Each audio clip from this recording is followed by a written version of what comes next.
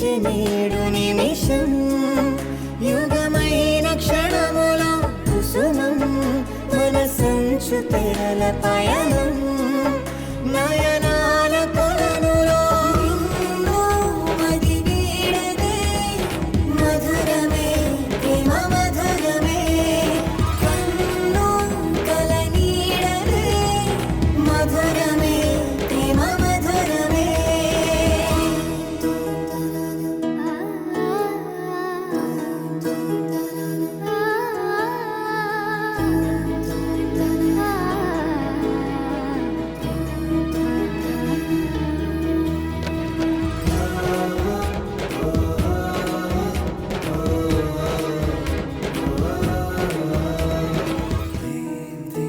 గత జన్మలో ప్రతి జ్ఞాపకం నన్ను నీలో కలిపెనా గుండె లోతులో పండు వెన్నెలే వెండి వానై కురిసెనా ఇది భాషలెరుగని భావమే మది రాసుకున్న మధు కావ్యం లయ పంచుకున్న ప్రియ రాగమే మన ప్రేమ ఎంత మధురం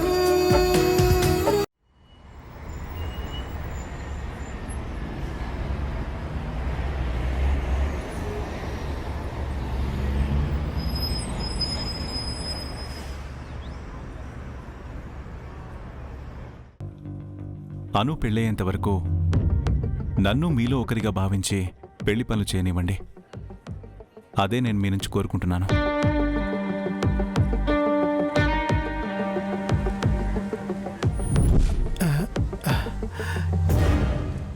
మీరు పెళ్లి పనులు చేయటం నా సంతృప్తి కోసం.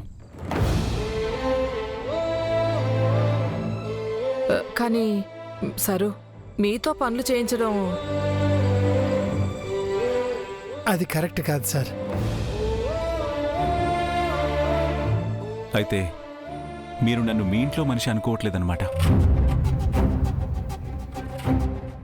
అయ్యయ్యో సారు, మీరు అనుకున్నా అనుకోకపోయినా నేను మీలో ఒకణ్ణే.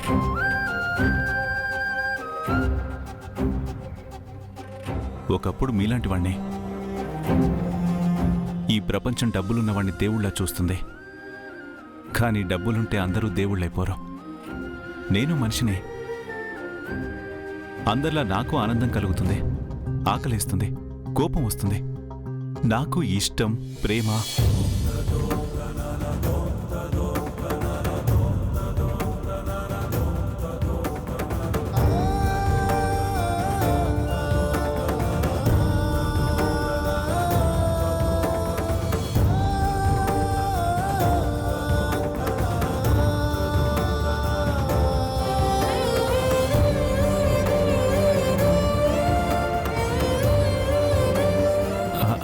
అదే ఇష్టం, కష్టం మీకున్నట్టే నాకు ఉంటాయి.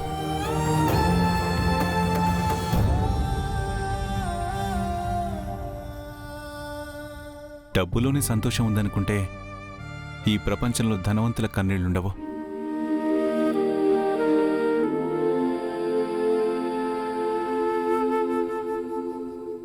ఈరోజు మార్కెట్లో ఇరుకు సందుల్లో క్యూలో నిలబడి సామాన్లు కొంటుంటే ఉక్కపోతలో చెమటలు పట్టాయి. అప్పుడు శరీరానికి కాస్త చల్లగాలి తగలగానే ఎంతో హాయనిపించింది. ఏసీ గదిలో కూడా అంత సుఖం ఉండదు. ఆ ఒక్క క్షణం నాకు నా గతం గుర్తొచ్చింది. సార్, మీకు గతమా? ఎస్, నా పాస్ట్, నేను చేసిన ప్రయాణం. ఇప్పుడు మీరు చూస్తున్న ఆర్యవర్ధన్ వేరో, మీకు తెలియని ఒక్కప్పటి నేను వేరో. చెప్పండి సారు, వినాలనుంది. పద్దు, నువ్వుండు సుబ్బు. నువ్వెప్పుడు మమ్మల్ని సినిమాలో తీసుకుపోవు. పైగా సార్ కదంటే అది చరిత్ర అయి ఉంటాది. రండి సారు, వచ్చి కూర్చొని చెప్పండి. రండి రండి.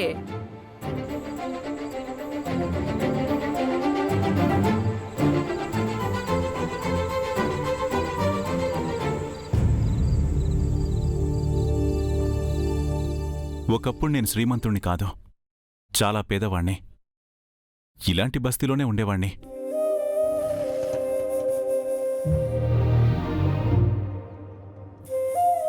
చాలా చిన్న ఇల్లు, ఇంతకంటే చిన్నది. చిరిగిపోయిన బట్టలు, సగం నిండిన కడుపు, మంచి భవిష్యత్తు కోసం ఎదురుచూపు. అప్పుడు ఇదే నా ఆస్తి.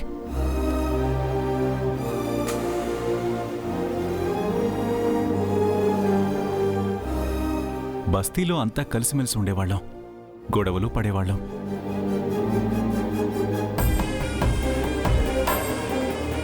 ఒక్కోసారి మంచినీళ్లే కడుపు నింపేవి, అవి కూడా లేనప్పుడు కన్నీళ్లు తోడయ్యేవి.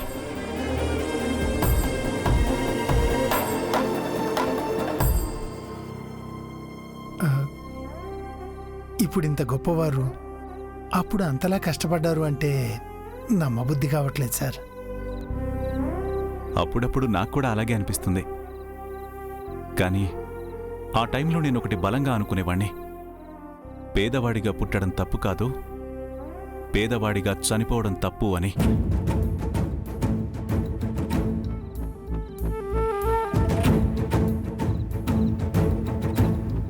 ఎదగడం కోసం ఏం చెయ్యాలి అని ప్రతిరోజు ప్రతి క్షణం ఆలోచించేవాణ్ణి. అప్పుడు నాకు సాయం చేసింది, ధైర్యం చెప్పింది నమ్మకం.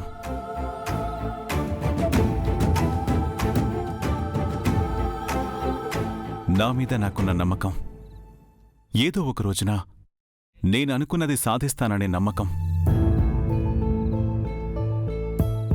తెలుసుకో, నేర్చుకో, అలవర్చుకో, ఇది నా వ్యక్తిత్వం.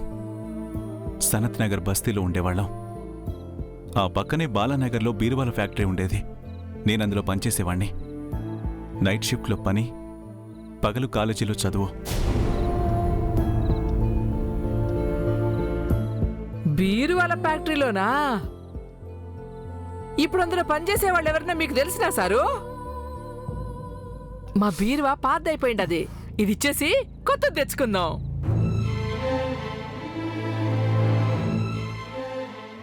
పద్దు, సార్ చెప్తుంటే మధ్యలో అడ్డుపడతావేంటి?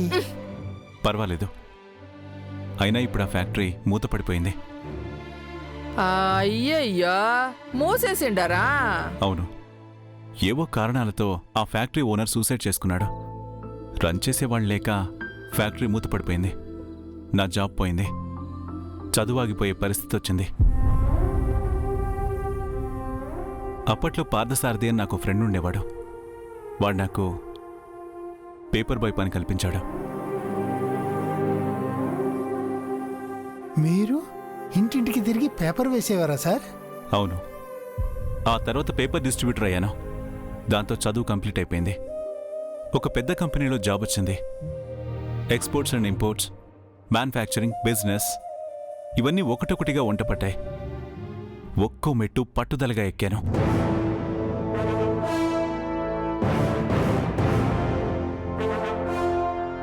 ఇప్పుడిదిగో ఇలా మీ ముందు ఆర్యవర్ధన్గా నిలబడ్డాను.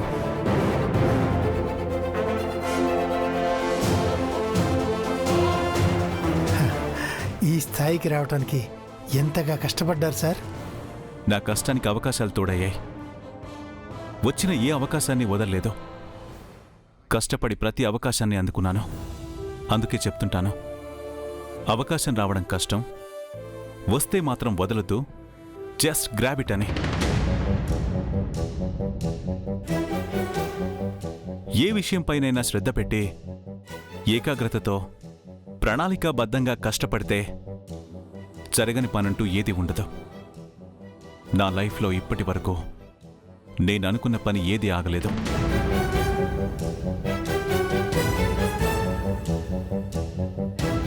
నేను ఎదుగుతున్న సమయంలో మా బస్తీ వాళ్ళు మమ్మల్ని గుర్తుపెట్టుకోరా అనేవాళ్ళు. నేను ఎదిగాక ఖరీదైన కార్లలో వెళ్తుంటే నేను పడ్డ కష్టాన్ని మర్చిపోయి వాడికి పొగరు, గర్వమని మాట్లాడుకునేవారు. కానీ నేను ఏ రోజు ఎవ్వరినీ మర్చిపోలేదు.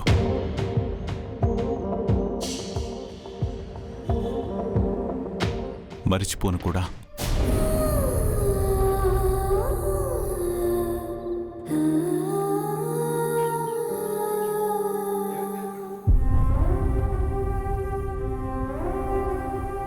డబ్బు మనుషుల్ని దూరం చేస్తుంది అంటారు. నిజమే, డబ్బు నన్ను ధనవంతుణ్ణి చేసింది. నా అనుకున్న వాళ్ళని దూరము చేసింది. నేనొకప్పుడు బతికిన బతుక్కి నన్ను దూరం చేసింది.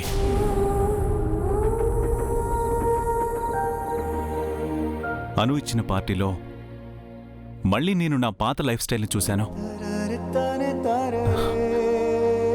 చాలా హ్యాపీగా అనిపించింది.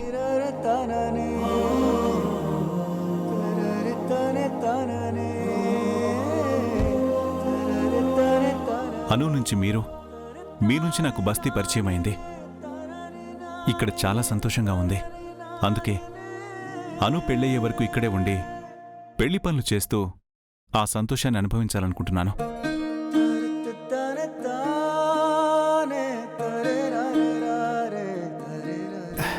కానీ సార్ మీకు ఆఫీస్ ఉంటుంది కదా. వర్క్ అంతా పిఏ కప్పు చెప్పాను. మీ ఆఫీసు మీ ఇష్టం కదా సారు, మిమ్మల్ని అడిగేది ఎవరు? నో అలా అని కాదు. ఆఫీస్ నా రెస్పాన్సిబిలిటీ. నేను కూడా బాధ్యతగా ఉండాలి కదా. కాకపోతే ఇక్కడ ఉండడానికి మీ అనుమతి కావాలి.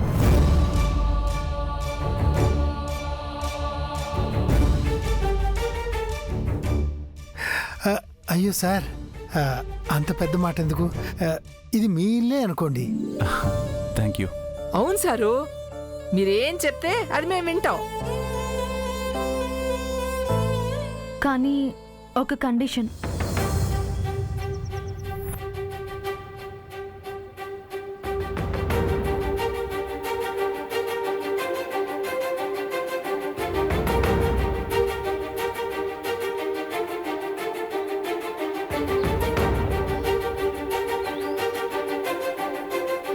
పెళ్లి ఖర్చులు మొత్తం మావే. మీరు ఒక్క రూపాయి కూడా ఖర్చు పెట్టడానికి వీల్లేదు. 2722 రూపీస్.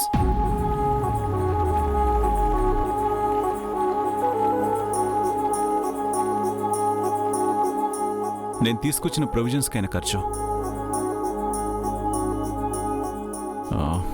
ఇవిగో బిల్స్.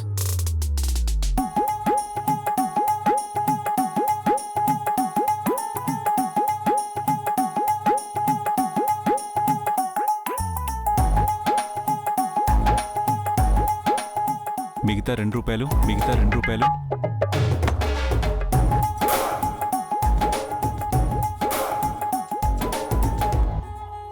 వదిలేస్తాననుకున్నావా?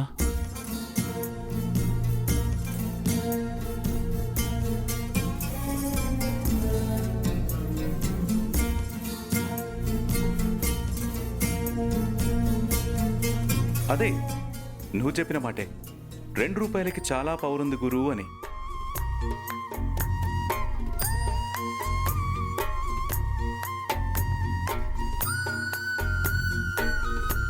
తీసుకోండి మీ 2 రూపాయలు.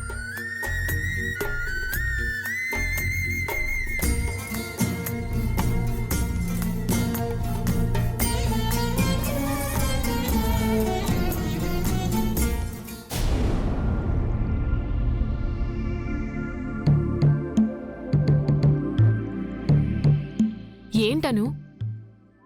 ఆర్య సార్ మా ఇంటికి వచ్చారే, ఇంట్లోనే ఉన్నారు. అవునా?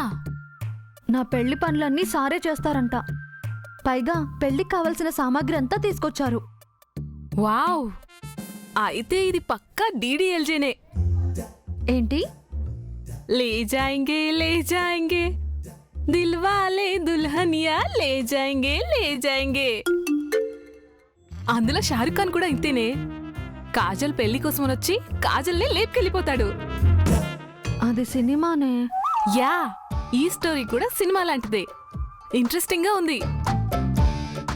చూడను, మనసులో దాచుకుంటే ఏమీ జరగదు. నీ మనసులో ఏముందో ఆర్య సార్ ముందు ఫటాఫటా చెప్పేసేయ్. ఏమని చెప్పాలే? సార్, నా మనసులో ఏముందో మీ మనసులో కూడా అదే ఉందా అని అడిగేసేయ్. ఎలా అడుగుతానే? మీరా మేడంకి మాటిచ్చాను. ఏంటి? మీరా మేడంకి మాటిచ్చావా? ఏమని? ఇక ముందు ఆర్య సార్ని చూడనని, మాట్లాడనని మాటిచ్చాను. అందుకే మీరమ్మ నా పెళ్లి ఖర్చులకి డబ్బులిచ్చారు. నువ్వందరికి ఇలా మాటిస్తూ పోవే. సంపత్ని పెళ్లి చేసుకుంటానని ఆర్య సార్కి మాటిచ్చావు. ఇప్పుడు ఆర్య సార్తో మాట్లాడనని మీరా మ్యామ్కి మాటిచ్చావా? అయితే నీకున్నది ఒకటే దారి. నేరుగా వెళ్ళి ఆర్య సార్ ముందు నీ మనసులో మాట చెప్పేసేయ్. డీడీఎల్జేలో షారుఖ్ ఏం చెప్తాడో తెలుసా? మనకి కన్ఫ్యూజన్ ఉన్నప్పుడు మన మనసు చెప్పిందే వినాలంట. ఎందుకంటే మన మనసు ఎప్పుడు మన మంచే కోరుతుంది. షారూఖ్ ఏంటే, మా నాన్న కూడా అదే చెప్తారు. మరింకే వెళ్ళి మనస్ఫూర్తిగా నీ మనసులో మాట ఆర్య సార్కి చెప్పేసేయ్. వెళ్ళు. నీకు నిన్నే చెప్పాను కదా రమ్య, ఇక నేను చెప్పేదేం లేదు, ఆయనే చెప్పాలి. చెప్పే టైం వస్తుందని హోప్తో ఉండటం తప్ప చేసేదేమీ లేదు రమ్య. Thank you.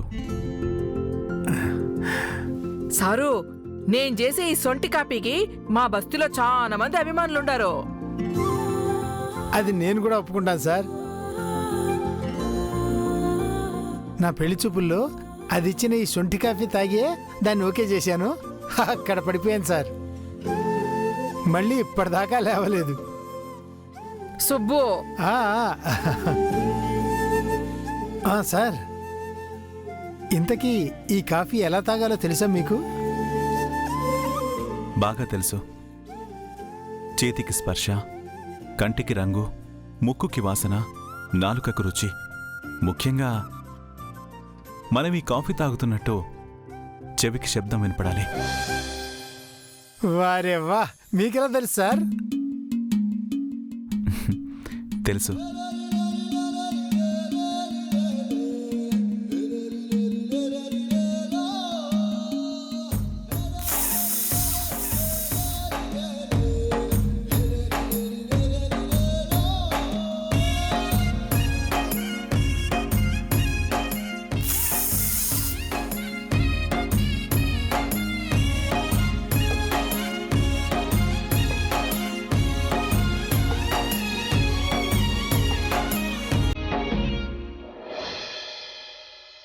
ఎందుకు చెంతకి వస్తావో, ఎందుకు చెయ్యొదిలేస్తావో, స్నేహమా జలగాటమా, ఎప్పుడు నీ ముడి వేస్తావో, ఎప్పుడెలా విడది.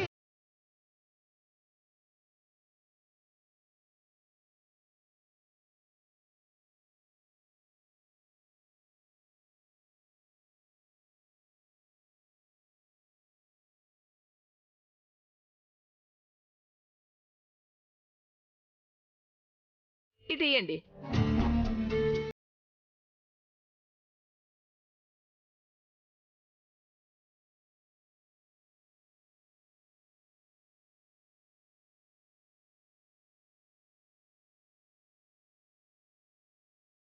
సుబ్బు, ಬೇಗ తయారవు, అంగడికి పోయి పెళ్లి చీరలు తీసుకొద్దాం.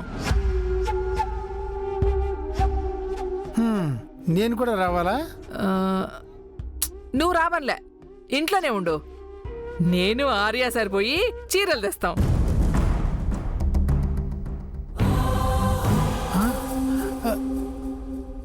పర్లేదు కదా sir?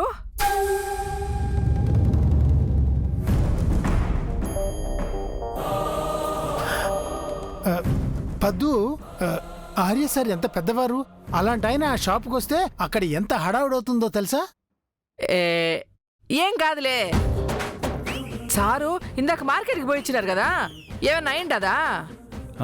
It's okay, I'll manage. నాన్న, అమ్మ మీరు వెళ్ళిరండి. అలాగే బుజ్జమ్మా. మరి సారు? ఇంట్లోనే ఉంటారు. ఇంట్లోనే ఉండి నేనేం చేయాలి? బూజులు దులపండి.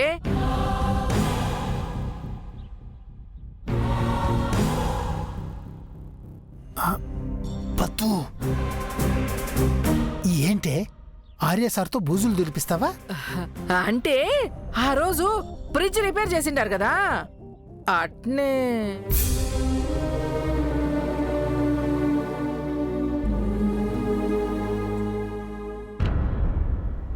నీకు కొంచెం కూడా బుర్ర లేదు పద్దు. Sorry sir. ఇట్స్ ఓకే, పర్వాలేదు, చేస్తాను.